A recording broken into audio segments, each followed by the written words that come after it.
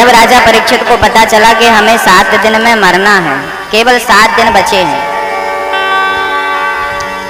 उन्हें चिंता हो गई, चिंतित हो गए परीक्षित जी। चिंता किस बात की कि इतने कम वक्त में मेरा उद्धार कैसे होगा, मेरा कल्याण कैसे होगा। हम जितने भी मनुष्य हैं, प्राणी हैं, हम में से बहुत कम लोग हैं जो अपने मोक्ष की, अपने उद्धार की चिंता करते हों। जिंदगी की चिंताएं तो सबको हैं, कमाने की, खाने की, लेकिन भव सागर से पार जाने की चिंता है। भाई यात्रा तो तब भी जारी रहती है जब शरीर से प्राण निकल जाते हैं। अच्छा, शरीर से प्राण निकल जाते हैं तो निकल जाते हैं मतलब निकल कर जाते हैं। क्या बोलते हैं लोग? प्राण निकल जाते हैं, प्राण निकल गए, तो निकल कर गए। गए कहाँ गए भाई? कहीं तो गए। तो जहां जाएंगे वहां के लिए कुछ व्यवस्था है कि नहीं? यहाँ के लिए तो पूरी थी। यहाँ तो हमारा घर था, खेती बाड़ी थी, बिजनेस व्यापार था, चल गया। लेकिन अब अकेली आत्मा गई है, वो क्या करेगी, कहाँ जाएगी, कहाँ भटकेगी?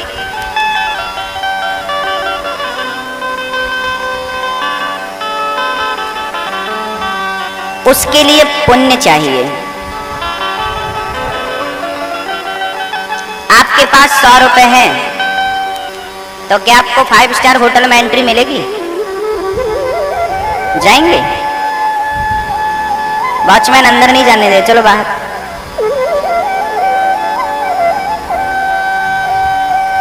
ऐसी जब आपके पास पुण्य नहीं होंगे ना तो आपको स्वर्ग में प्रवेश नहीं मिलेगा, नरक की ओर जाना पड़ेगा। चलो नरक जाओ।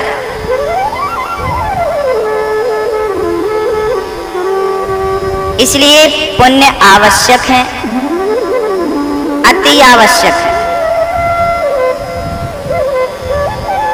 राजा परीक्षित को चिंता है, मैं मरने वाला हूं। हमारे जीवन में भी 7 दिन है। अच्छा, राजा परीक्षित को तो पता था कि हमें आज से 7वें दिन मरना है, पर हमें तो यही नहीं पता कि हमें मरना कब, कल ही मर जाए, परसों ही मर जाए, आज ही मर जाए। हमारा तो एक पल का ठिकाना नहीं है, उनका तो फिर भी 7 दिन की गारंटी थी।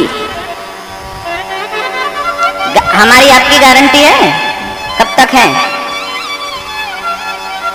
कोई नहीं जानता कब तक है। हम सब सोमवार से लेकर रविवार तक सबके लिए 7 दिन नियुक्त किए गए हैं ईश्वर की ओर से। इन 7 दिनों में ही आपको अपने कल्याण के बारे में सोचना होगा।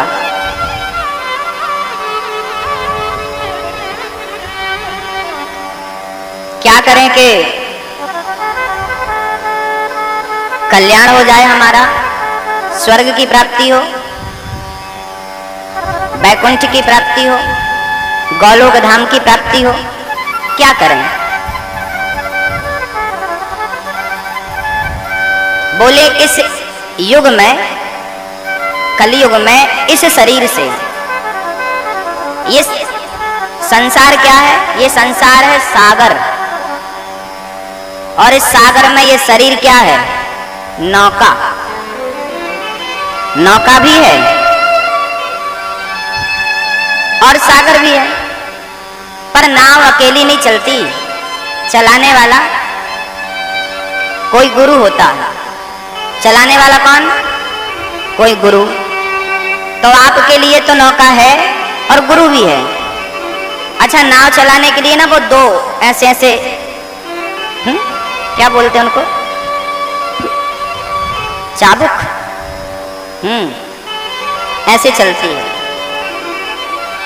वो 2 होते हैं, एक इस हाथ में एक के साथ में। नाविक ऐसे चलाता रहता है, आगे बढ़ती है, वो रोक भी लेता है, पीछे भी कर लेता है। वो दो होते हैं ना, वो क्या है? वो है रा और माँ। राम नाम से ही ये नौका मंजिल तक पहुंचेगी। अकेली नाव, कोई चलाने वाला ना हो तो आगे नहीं बढ़ेगी, वो गलत दिशा में चली जाएगी, कहीं और चली जाएगी। यदि राम नाम का सहारा हमने लिया, कृष्ण नाम का सहारा हमने ले लिया, राधे नाम का आश्रय हमने ले लिया, तो निश्चित हमारी नौका भवसागर से पार हो जाएगी। बस जरूरी है राम नाम। ये गवर्नमेंट है, ये सत्संग, ये ठाकुर जी की गवर्नमेंट है, ये परमानेंट यही है। हम जैसे कितने आए चले गए, चलता रहता है। अपने आप को परमानेंट मत समझो, 25, 50, 100 साल के यात्री हो, अकड़ मत दिखाओ, सीधा सीधा चलो, अच्छे काम करते रहो, किसी का दिल ना दुखे हमसे, नेकी करो, सुखी रहो। कई लोग कहते हैं महाराज जी हम सबके साथ अच्छा करते हैं, हमारे साथ बुरा होता है। ये बिल्कुल गलत प्रश्न है। यदि आपने सबके साथ अच्छे से अच्छा किया है, अच्छे मन से, अच्छे विचार से, अच्छे भाव से, अच्छी श्रद्धा से सबके साथ अच्छा किया है, तो कोई माई का लाल आपका बुरा नहीं कर सकता, कोई नहीं कर सकता।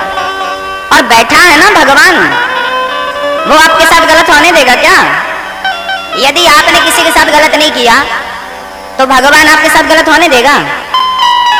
क्योंकि मेरे मालिक के दुकान में सब लोगों का खाता, बड़े बड़े कानून प्रभु के, बड़े बड़े मर्यादा, किसी को कौड़ी कम नहीं देता, किसी को दमड़ी ज्यादा, समझदार तो चुप रह जाता, मूर्ख शोर मचाता।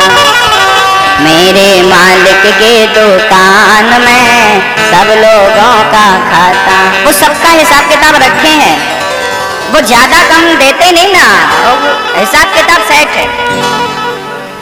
अच्छा, आपके घर में आपकी फैक्ट्री है, तो आपने देखा होगा फैक्ट्री के बाहर लोगों ने एक वॉचमैन लगा के रखा होता, उसकी निगरानी भाई सुरक्षित रहे।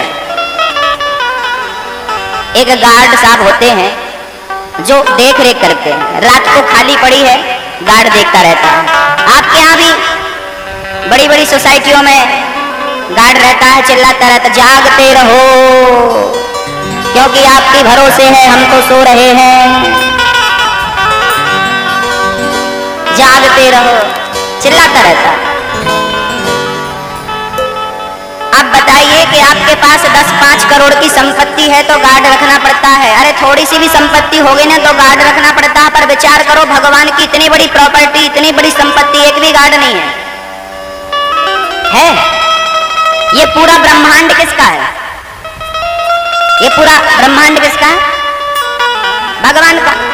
आपका तो रतलाम में छोटा सा घर है, पर ये पूरा ब्रह्मांड भगवान का है। आप बताइए, इस ब्रह्मांड की रखवाली करने के लिए कोई भगवान ने किसी को नियुक्त किया? चल भाई तुम रक्षा करना, क्योंकि भगवान को पता है कि तुम यहां से कुछ ले जाना चाहो तो भी ले जा नहीं सकते, इसलिए उसने गार्ड रखा ही नहीं कि यहां चोरी होती नहीं है। तुम जैसे आए थे खाली हाथ वैसे जाओगे, एक रत्ती ले नहीं जा सकते, इसलिए उसे गार्ड रखने की जरूरत नहीं पड़ी। चौकीदार रखता नहीं है वो, उसे पता है ना, ले क्या जाओगे। कितनी विचित्र बात है और कितनी विचित्र माया है। सबको पता है कि एक रत्ती हम ले नहीं जाने वाले, फिर भी समेटने में लगे हैं। कितनी विचित्र बात है, कितने आश्चर्य की बात है ये। समझो कभी गहराई से, कल ही हमारी श्वास पूरी हो जाए तो हम चले जाएंगे, जब तक जिंदा थे तब तक हाय हाय हाय हाय चल रहा था। मर गए तो सब ज्यों का त्यों धरा है, सब कुछ ज्यों का त्यों है ना। हाँ, कोठी बंगले बने के बने रह गए, हीरे मोती जुड़े के जुड़े रह गए। हंस जब भी उड़ा तो अकेला उड़ा, राजे राजे रहे ना बुरानी रही, राजे राजे रहे ना बुरानी रही, ना बुढ़ापा रहा ना जवानी रही। ना राजा रह गए, ना रानी रह गई, ना बुढ़ापा रह गया, ना जवानी रह गई, क्या बचा? फिर भी हाय हाय हाय, जो कमाना है ना वो कमाई कोई करता नहीं। हमारी तो मीरा माँ ने कहा है, मीरा माँ कहती हैं, मीरा जी कहती हैं, पायो जी माने राम रतन धन पायो। मैंने ऐसा धन पा लिया है कि आप लोगों ने जितना पाया है उस धन के सामने आपका धन तो कुछ भी नहीं है, कोई महत्व ही नहीं है आपके धन का है। हमने क्या पाया? ढेर सारे कागज के नोट पाए, सोना चांदी सब कुछ पा लिया, लेकिन मीरा कहती है मैंने तो राम नाम की पूंजी पाई। चोर चुरा नहीं सकता, कोई बांट नहीं सकता, ये मेरे साथ जाएगी वहां तक। धर्मानुगो गच्छति जीव एका, यहां भी काम आती है वहां भी काम आती है।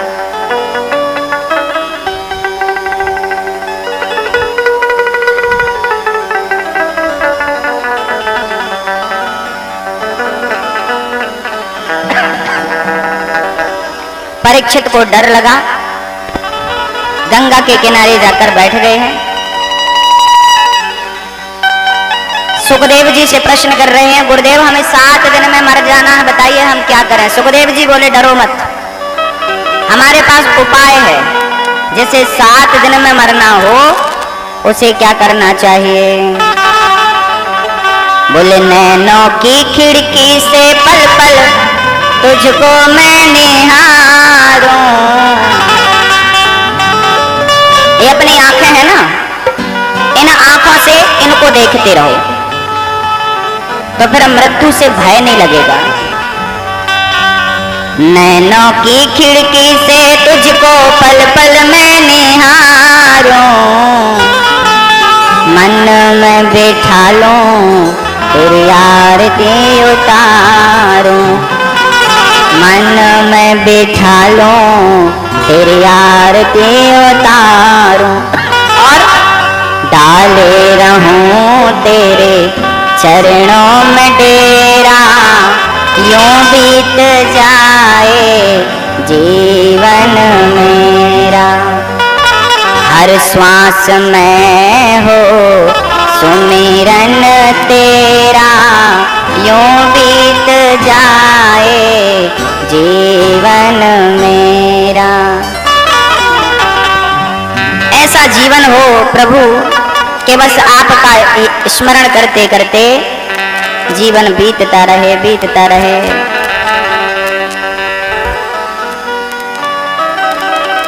आंखों से आपका दर्शन होता रहे, कान से आपकी कथा सुनता रहूं, इन हाथों से आपके चरणों की सेवा करता रहूं, इस मस्तक को आपके श्री चरणों में रखता रहूं, इन पांव से चलकर कथा कीर्तन तक जाता रहूं, इस जिह्वा से कीर्तन करता रहूं, आपकी कथा सुनाता रहूं। बस हो गई भक्ति, हो गया भजन। हमारी जितनी इंद्रियां हैं 10, जिसमें कि 5 का बहुत महत्व है। इन 5 इंद्रियों को भगवान की सेवा में समर्पित कर दो। आंख देखने के लिए है, पर किसे देखें? आंख का काम है देखना, पर किसे देखें और किसे ना देखें ये आपकी बुद्धि और विवेक का काम है। तो अब यदि आपके बुद्धि में भक्ति प्रवेश कर गई, आपके मन में भक्ति प्रवेश कर गई, तो फिर आप जमाने को नहीं देखेंगे, फिर आप भगवान को देखेंगे। कहाँ जा छिपे हो प्यारे कन्हैया। खोजेंगे, आओ। फिर जमाना अच्छा नहीं लगेगा ना। हाँ, जगत के रंग क्या देखूं, तेरा दीदार काफी है। करूं मैं प्यार किस किस से, तेरा एक प्यार काफी है। तो अब हम किस किस से प्रेम करें और कहां कहां अपनी आंखें लगाएं, किस किस को देखें? देखने का तो बहुत है, देखने की कमी है क्या? देखने के लिए बहुत है, पर सच बताएं, देखने के लिए बहुत कुछ है, पर देखने में शांति नहीं है। आंखों को मूंद लो, बंद कर लो, फिर देखो शांति। देखने को बहुत कुछ है, फिर भी देखने में शांति नहीं। आंखों को मूंद लो, बंद कर लो और परमात्मा को देखने की कोशिश करो, अपार शांति का अनुभव मिलेगा। सुनने को बहुत कुछ है, लेकिन बहुत कुछ सुनने में थोड़ी आनंद है जब तक कथा न सुनी जाए। खाने को बहुत कुछ है, पर जब तक प्रसाद नहीं पाया जगन्नाथ भगवान का, ठाकुर जी का प्रसाद, तब तक बहुत कुछ खाया तो क्या खाया? हाँ, जगन्नाथ भगवान का प्रसाद खाया कभी आपने कि नहीं? जगन्नाथ के हाथ को जगत बसारे हाथ, कहते हैं जीवन में एक बार जगन्नाथ भगवान का भात जरूर खाना चाहिए। सुखदेव जी कहते हैं जिसे जल्दी मरना हो, जितासनो जित श्वासो जित संगो जितेंद्रिय,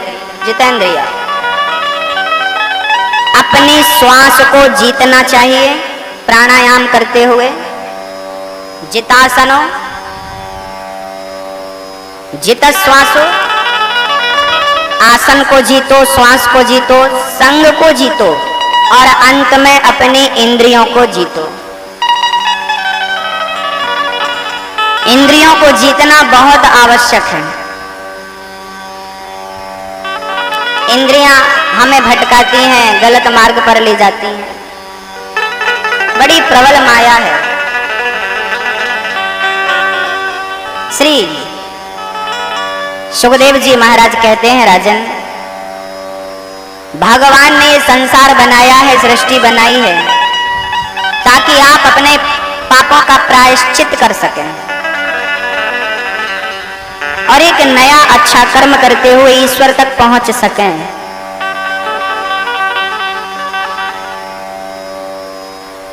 इस सृष्टि में जब कुछ नहीं था, आपको लगता होगा कि ये संसार किसने बनाया इतना बड़ा, तो पता चला कि भगवान ने बनाया। फिर प्रश्न खड़ा हुआ कि फिर भगवान को किसने बनाया, है ना? ये प्रश्न लगभग खड़े होते रहते हैं। आज हम इसका समाधान आपके समक्ष रखने की कोशिश करेंगे। ये संसार कितना बड़ा, पृथ्वी कितनी बड़ी है पता है ना? अच्छा, पृथ्वी जितनी बड़ी है ना, इससे कई गुना बड़ा सूर्य है। उस सूर्य में ऐसी ना जाने कितनी पृथ्वियां समा जाएंगी। तो लगा कि सबसे बड़ा सूर्य है ना? सूर्य से भी बड़े बड़े ग्रह पड़े हैं, जिन ग्रहों में करोड़ों सूर्य समा जाएंगे, इतने बड़े बड़े।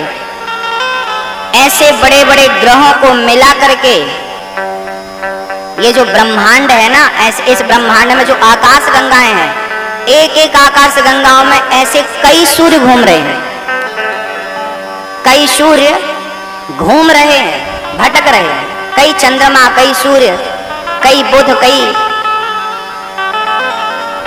शुक्र, शनि, कितने ग्रह घूम रहे हैं और बहुत बड़े बड़े विशाल। अब बताइए, जिस भगवान ने इतना बड़ा ब्रह्मांड रचा, इतना बड़ा ब्रह्मांड बनाया, उस भगवान को कौन बनाएगा? अब प्रश्न ये खड़ा हुआ कि बिना बनाए तो बन नहीं सकता ना, तो समाधान दिया। एक बात बताओ, आपके शरीर से आपके बाल निकलते हैं, ये बाल आपको कुछ करना पड़ता है क्या इनको निकालने के लिए, कि अपने आप निकलते हैं?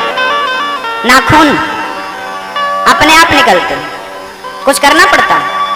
पकड़ के खींचो तब निकलेंगे।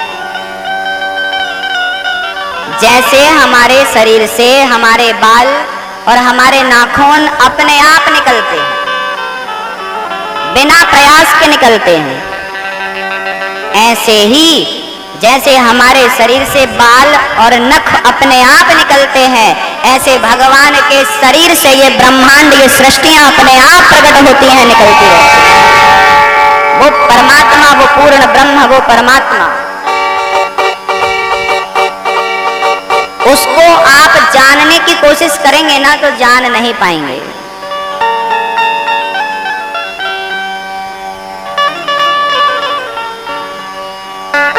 जान नहीं पाएंगे। इतना बड़ा ब्रह्मांड है, हम कितना समझेंगे, कितना खोजेंगे।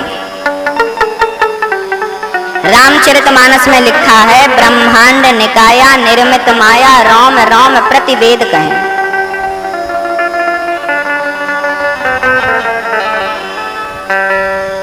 भगवान के एक एक रोम पर ब्रह्मांड समाये हैं, एक एक रोम पर अनेक ब्रह्मांड।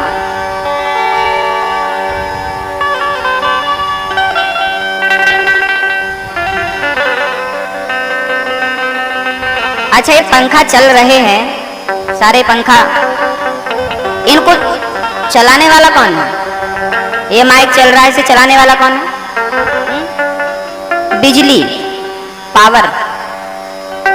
बिजली ना हो तो ये चलेगा? ये चलेगा? नहीं चलेगा। जैसे बिजली का पावर इन सबको चला रहा है, लाइट जल रही है, पंखा चल रहा है, कूलर चल रहा है, हीटर चल रहा है, एसी चल रही है, वॉशिंग मशीन चल रही है, सारे उपकरण चल रहे हैं। जैसे एक बिजली इन सबको चलाती है, ऐसे एक परमात्मा चींटी से लेकर हाथी तक को सबको चलाता है। वही एक सबको चला रहा है, उसी के पावर से आप और हम चल रहे हैं, चल रहे हैं। उसकी जो रचना है वो समझ में नहीं आ पाती सबके। हमारी बुद्धि सीमित है, भगवान असीमित है। हम उसे कैसे समझ पाएंगे जिसने इतना बड़ा ब्रह्मांड बनाया? उसके मकसद को कैसे जान पाएंगे? हम तो सीमित बुद्धि वाले हैं, हम बिंदु हैं, वो सिंधु है। श्री सुखदेव जी कहते हैं, भगवान नारायण ने ब्रह्मा जी को प्रकट किया।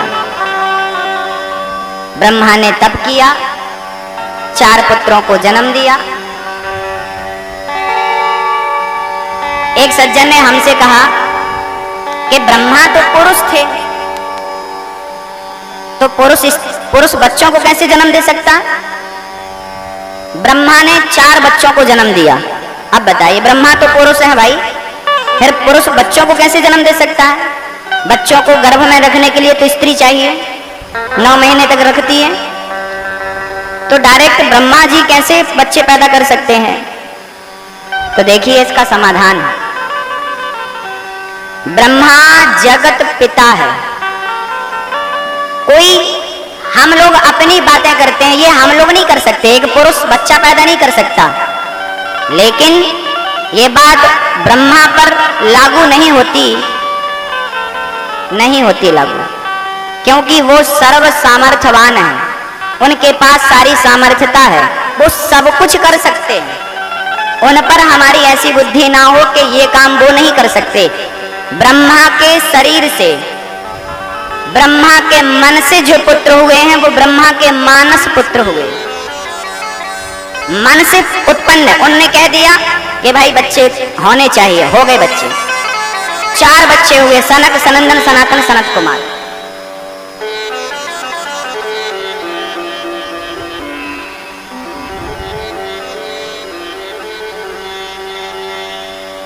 ब्रह्मा जी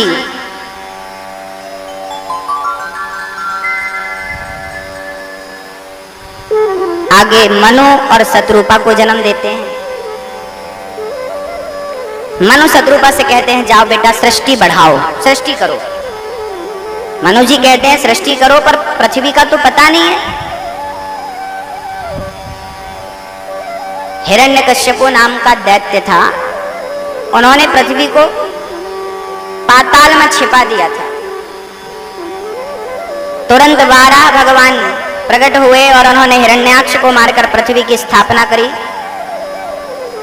मनु और शत्रुपा के द्वारा 5 संतान हुई, 3 बेटियां 2 बेटे। आकुति, देवहूति, प्रसूति बेटियां, प्रियव्रत, उत्तानपाद 2 बेटे। आकुति का विवाह रुचि प्रजापति से किया जो ब्रह्मा के पुत्र हैं। देवहूति का विवाह कर्दम से किया जो ब्रह्मा के छाया पुत्र हैं। कर्दम जी की बड़ी अद्भुत चर्चा है। सूत जी कहते हैं, सौनक जी कहते हैं गुरुदेव हमें जरा ये चर्चा विस्तार से सुनाइए। तब सुनाते हैं कि सुनो। देवहूति राजा की बेटी थी, मनु राजा की बेटी देवहूति। महलों में रहना, सोने की थाल में खाना, बहुत सुख सुविधाएं थी। विवाह कहाँ हुआ? बोले जंगल में एक झोपड़ी पर, घास की झोपड़ी के नीचे रहने वाले श्री कर्दम जी तपस्या कर रहे थे। तपस्या करते करते वर्षों बीत गए। एक दिन मनु जी अपनी बेटी को लेकर पहुंच गए, महाराज हमारी बिटिया को स्वीकार कर लो। कर्दम जी बोले कोई बात नहीं, आप आए हैं ठीक है, पर अपनी पुत्री से पूछ लो कि हम जैसा बुढ़ा चलेगा कि नहीं, क्योंकि कर्दम जी ना बूढ़े हो गए थे तपस्या करते करते। और देवहूति अभी सुंदर थी, जवान थी। देवहूति बोली कोई बात नहीं, जैसे पिताजी की मर्जी, हमें स्वीकार। वहीं जंगल पर दोनों का विवाह कर दिया, अग्नि प्रज्वलित करके फेरे करवाए, वहीं विवाह संपन्न हुआ और मनु जी अपनी बेटी को वहीं छोड़ के घर आ गए। कल तक राजा की बेटी आज एक छोटी सी कुटिया, घास की कुटिया पर जीवन यापन करने लगी। और कर्दम जी शादी भई और वो बोले देवी जरा बैठना, मैं पूजा करके आता हूँ। वो पूजा करने गए तो उनका ध्यान ऐसा लगा, समाधि लग गई। 40 वर्षों तक वो समाधि में बैठ गए और यहाँ नई नवेली दुल्हन बैठी रही। लेकिन धन्य है देवहूति। ये चर्चाएं क्यों मिलती हैं कथाओं भागवत में? क्योंकि हम इससे सीखें। पहले की बेटियां कैसी थीं, आज की बेटियां कैसी हैं, पहले का पुरुष कैसा था, आज का पुरुष कैसा है।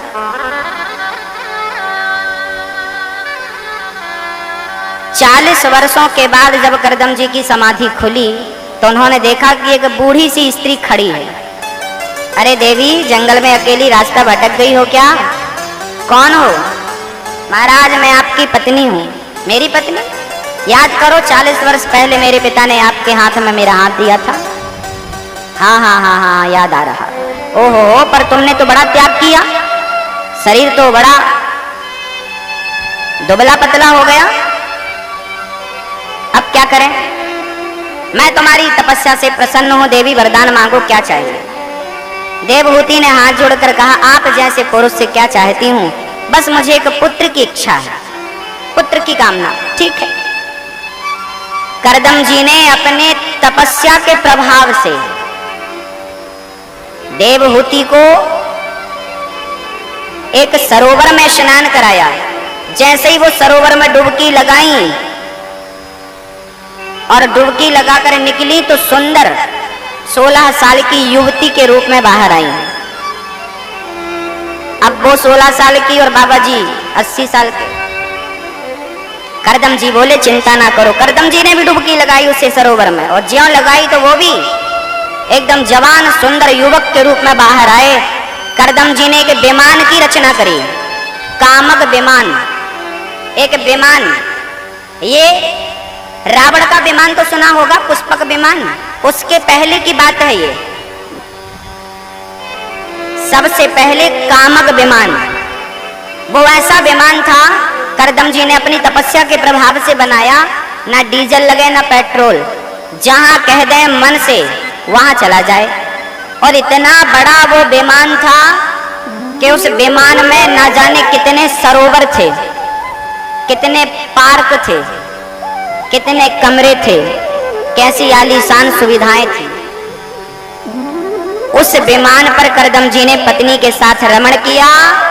9 बेटियों का जन्म हुआ। करदम जी की 9 बेटियां हुई। अनुसुईया, अरुंधति, कला, ये श्रद्धा, हविर्भू, गति, क्रिया, ये ब्रह्मा जी करदम जी की 9 बेटियां हुई। ब्रह्मा के 9 पुत्रों से इनके विवाह को संपन्न किया गया। करदम जी हाथ जोड़ते हैं, देवी मेरा काम पूरा हुआ, अब मुझे आज्ञा दो, मैं भजन करने जाऊं। पत्नी ने हाथ जोड़ा, स्वामी जी थोड़ा सा हमें समय दें तो हम एक प्रार्थना करें। जी जी कहिए। देवहूति ने कहा कि हमें एक पुत्र की कामना है, आप चले जाएंगे, बेटियां अपने घर चली गई, हमारा कौन सहारा बनेगा? ठीक है। करदम जी रुक गए और एक पुत्र हुआ, नाम रखा कपिल। करदम जी ने देखा बेटा हो गया, तुरंत घर छोड़ करके करदम जी जंगल में ध्यान लगाने, भजन करने चले गए। सीधी सी बात है, जब बच्चे हो जाएं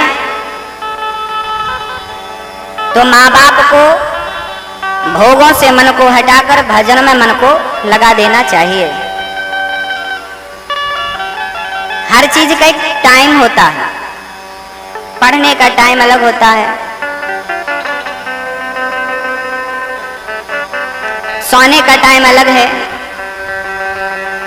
काम धंधे का टाइम अलग है।